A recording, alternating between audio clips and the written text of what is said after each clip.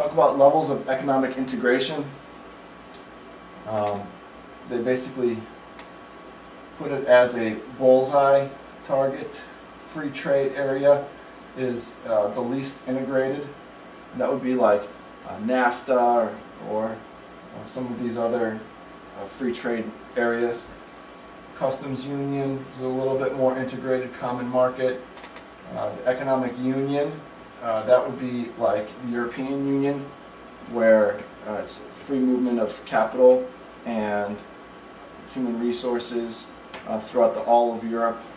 And then a political union, when you have to also unify your political system as well. This slide is about regional trade agreements. You see here some of the trade agreements that are in the Western Hemisphere. NAFTA is Canada, United States, and Mexico. Mercosur is South America, and it's a few countries there. It's Argentina, Paraguay, Brazil, and Uruguay. Maybe a couple there that I can't really tell from here. Central American one, Caribbean community, and Andean community. And you can see that it's significant. This looks like it's over $700 million $1 billion in trade in NAFTA. You can see in Mercosur it's coming up on, it was like 20 billion. Also on this slide here, on this half, these are a lot of other trade agreements that exist, and it kind of lists them based on that last slide with what type of union they have. This is an economic and monetary union, common market, customs union, and free trade agreement. You can see there are a lot more free trade agreements because typically it's a lot easier to negotiate that type of a deal than it would be to negotiate one of these other deals up there. So regional trade agreements are a good way to establish trading partners and negotiate not only on a bilateral level but on a multilateral level, so that you are able to trade with other countries on a more efficient basis. Okay, foreign exchange rates. When you talk about here spot exchange rates, at any given time, the currencies that you are dealing with would have some kind of exchange rate towards another currency. For example, today is the 12th of February. I could look up online and find out what the exchange rate is for Brazilian real or pound or euro, basically, for today, and it would really only be valuable for today. Tomorrow it would change, and sometimes in some institutions they change even faster than that. So, spot exchange rates, floating exchange rates. Now, what I mean by this, floating exchange rates, after the Bretton Woods meetings, they opened up the currency so that now dollars are not pegged to gold.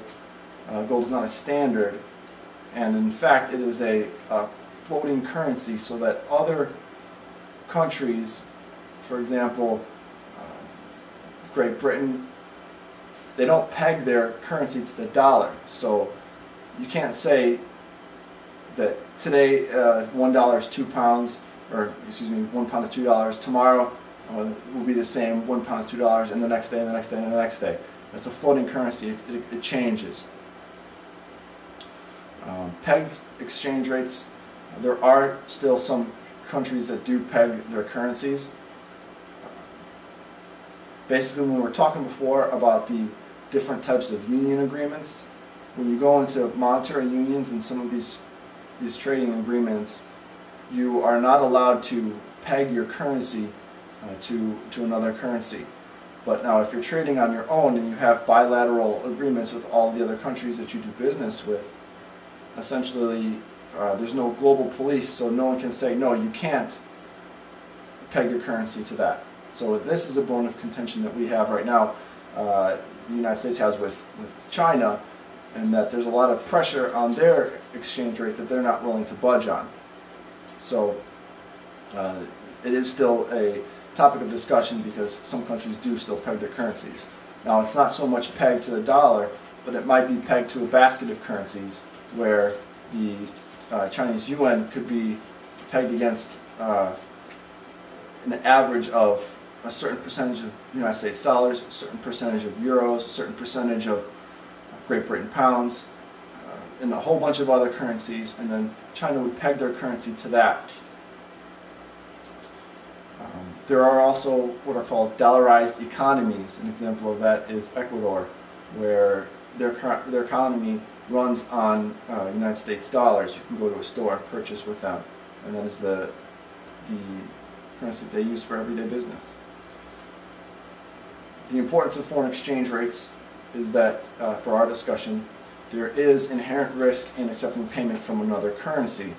If you're doing business abroad and you receive in the local currency, when you convert that currency to United States dollars or whatever your home country is, you run the risk of losing money or gaining money. So let's say you set a contract out for 30 days from now that you will have completed in the amount of the local currency, say 100 million euros. In 30 days, when you establish the agreement as 100 million euros, and you're trading in the United States dollars at maybe that's 50 million euros.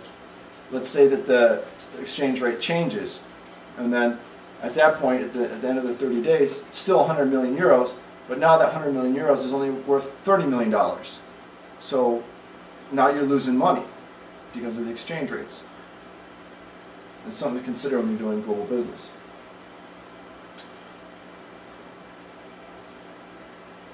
And going back to that, there is something that you can do to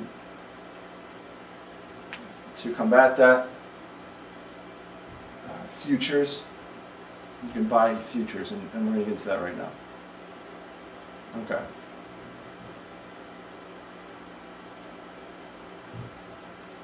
Interest rate parity. Okay. What this basically says is that arbitrage will work itself out, and risk-free returns do not naturally exist, in parentheses, at least for very long. So it's every business person's dream to find out something where they can arbitrage, where they can make a profit with no risk. The interest rate parity, sometimes called the International Fisher effect, basically states that does not happen. And here's the mathematical formula that shows that. There are two different kinds of interest rate parities.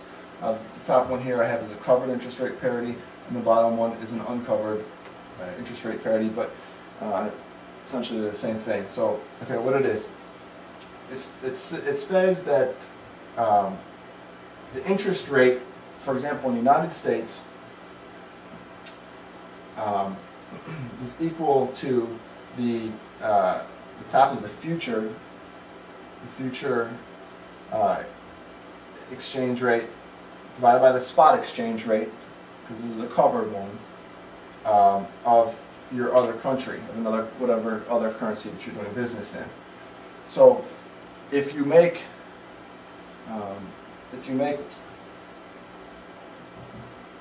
a certain amount of money, say $100, and you have an interest rate in the United States that in 30 days' time, that $100 will be worth $110. Okay. If you do business in, say, China, and their interest rate is higher than the United States, say that during that same time, you would be making $20. Okay. That during that time, that arbitrage will get worked out, because there's no way that you can make risk-free money by simply converting your money between different currencies. Because people will just take out loans and end up shorting currencies. So basically, the interest rate